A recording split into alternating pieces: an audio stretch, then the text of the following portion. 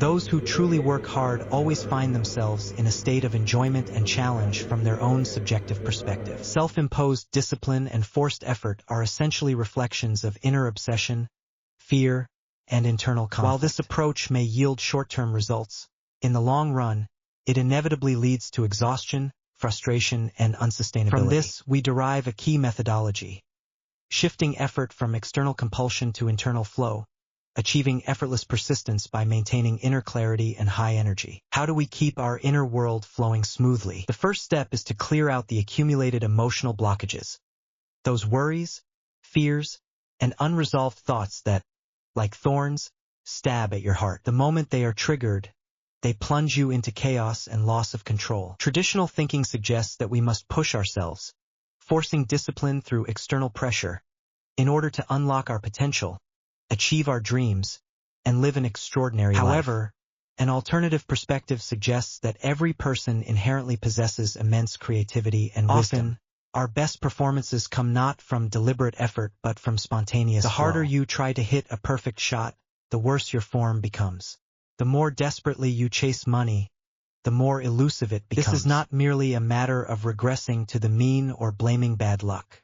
It is the suppression of your natural instincts at work. We can understand this by visualizing two aspects of our inner self. One part is highly sensitive and directive. It commands, critiques, and controls.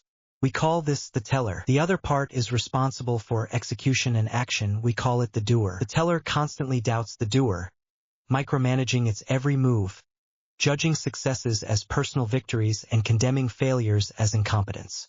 But in truth, it is the doer that governs your actions and capabilities. Wang Yangming's philosophy of the mind is principle offers deeper insight into this phenomenon. He asserts that our conscience, the doer, is the very essence and governing force of the universe. Each of us carries within us the laws and truths of the cosmos.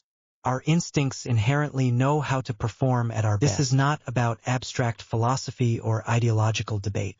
Our goal is to live a fulfilling life, not to seek intellectual validation. Returning to Wang Yangming's concept, mind here does not refer to fleeting emotions or desires, but to a pure awareness, a conscious essence with discernment and judgment. For ease of discussion, we call this pure consciousness.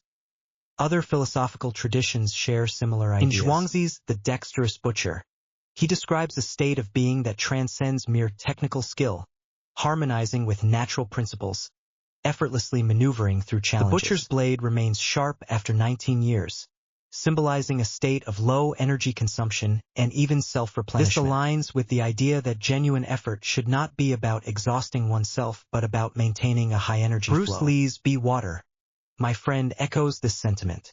The final stage of Jeet Kune Do is to become yourself, to fully express your inner self, your heart, and your soul. He viewed martial arts as a path of liberation, a rejection of rigid tradition, and a return to natural human movement. The essence of mastery lies in sincerity and the pure expression of one's soul. Throughout history, great philosophers and visionaries across disciplines have conveyed the same message.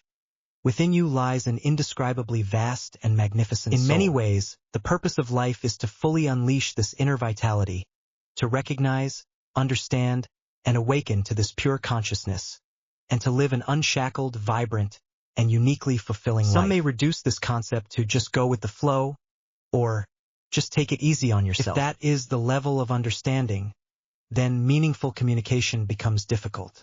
The key here is that our discussion is based on feeling, not just words or abstract concepts. True understanding comes from experiencing the message, not just intellectualizing it. You might still worry, if I let go, won't my efficiency drop? I tried relaxing and ended up slacking off for days. What now? These concerns are natural. I had similar doubts and fell into various traps, from extreme discipline to excessive indulgence and back again. My future videos will help you avoid these pitfalls. For now, just remember this fundamental principle. Within you exists a magnificent and boundless pure soul, and once you establish a harmonious connection with it, you will naturally sense where your energy and passion truly lie. Why do some people struggle to tap into this pure consciousness? The primary reason is internal blockage. Think about top-performing students in high school versus those who work extremely hard but remain anxious. The former operates in a state of flow and enjoyment, while the latter is tense and restless. You can sense the difference. One is high energy and self-replenishing, the other is draining and unsustainable. Some may attribute this to talent, and indeed, talent plays a role. But in a healthy mental state, even those without extraordinary natural abilities can outperform those who struggle with forced effort. So what prevents them from entering this state? It is that low energy, conflicted mindset, rooted in self-doubt, fear of failure, craving validation, dissatisfaction with life, jealousy, resentment, and many other emotional burdens. As children, we entered the world with pure curiosity and trust. We expected our authenticity to be accepted, our efforts to be rewarded. But often, reality did not align with these expectations. When faced with rejection or suppression, we felt disoriented and hurt. Instead of questioning the external systems that imposed these constraints, we internalized the pain, concluding that something was wrong with us. These emotional burdens accumulated over time, forming invisible scars that continue to be triggered by similar situations. To avoid reliving the pain, we develop defense mechanisms, either numbing ourselves or distracting ourselves with external pursuits. This is the process of emotional blockage. Our task is to clear these blockages, to remove the thorns embedded in our hearts. Once they are released, there will be no barrier between us and our pure consciousness. When you feel low energy, excluding physical reasons, it is often because your emotional wounds have been triggered.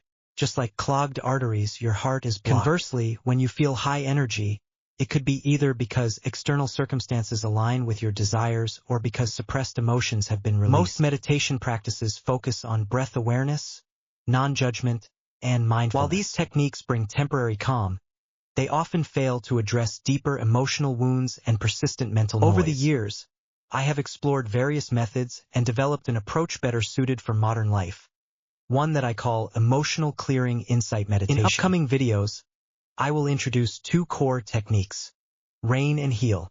These methods help us process and release emotional burdens rather than suppress them. We will also explore concepts from neuroscience and evolutionary psychology to support these practices. Additionally, I will share my personal journey, how I navigated through my darkest times and discovered the warmth of life within. This is not mysticism or pure philosophy. It is a blend of psychology, science, philosophy, and lived experience.